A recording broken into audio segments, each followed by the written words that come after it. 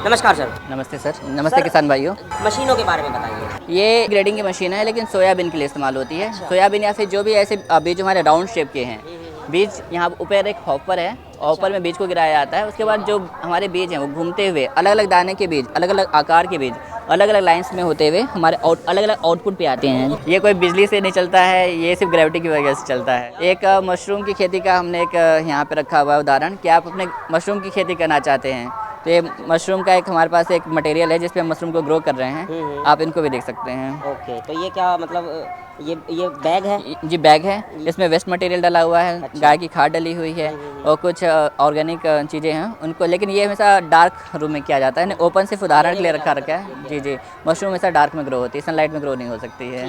किसान जब फसलों को बुवाई कर लेता है, फसलों की वृद्धि के साथ साथ खेत में खरपतवार की भी वृद्धि होती है। अब खरपतवार को हटाने के लिए तो अपने हाथ से एक फसल और एक खरपतवार का दाना खींचे, या फिर वो पंक्ति से पंक्ति में बुवाई करें। पंक्ति की भी जो खाली जगह है उसमें जब वो सीधा चलेगा तो इसके पीछे एक शॉवेल लगी हुई है।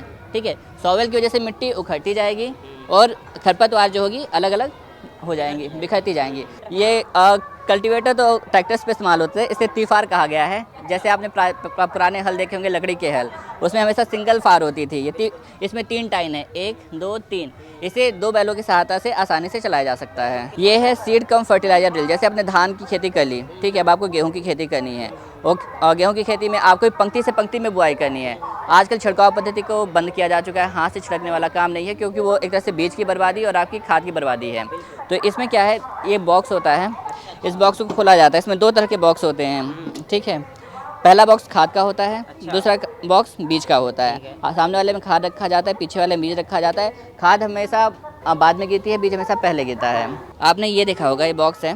बॉक्स में यहाँ पे पहले आपको जो भी बीज हैं, बीज को आप इस बक्से में रखेंगे।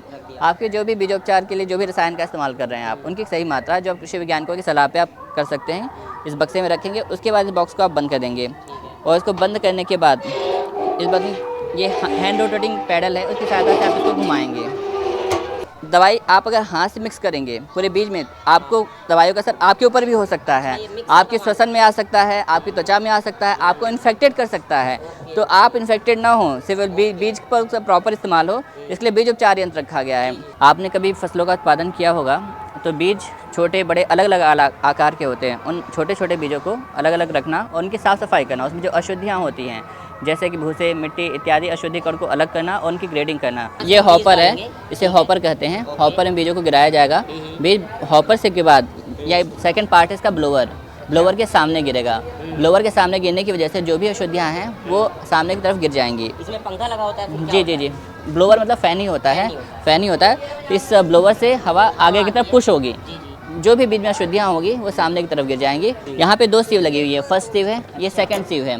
पहली सीव गिरेगी, ठीक है।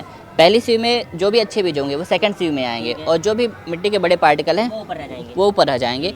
जैसे मध्य प्रदेश राज्य में जो हमारे मध्य प्रदेश के किसान हैं उनको हम सहायता प्रदान कर सकते हैं। मशीनों का क्रय किसान कहीं से भी कर सकता है, पंजाब से कर सकता है, गुजरात से कर सकता है। किसानों को जागरूक करना, तकनीकी सहायता, वित्तीय सहायता दी, बताना कि किस तरीके से भी काम किया जा सकता है। जी बिल्कुल, ये बहुत बढ़िया, ठीक जी। तो किसान भाइयों, ये थी आपकी छोटी सी जानकारी कि किस तरीके से आप इन कृषि यंत्रों का प्रयोग करके अपने खेत को और ज़्यादा से ज़्यादा मुनाफा उसमें कमा सकते हैं, या इनका प्रयोग करके आप अपनी खेती को और ज़्यादा उपजाऊ बना सकते हैं। तो दोस्तों, इस वीडियो को ज़्यादा शेयर कीजिए, लाइक कीजिए और कमेंट्स करके हमें ज़रूर बताइएगा। किसान भाइयों, इस वीडियो को हम यहीं पर समाप्त करते हैं। धन्यवाद।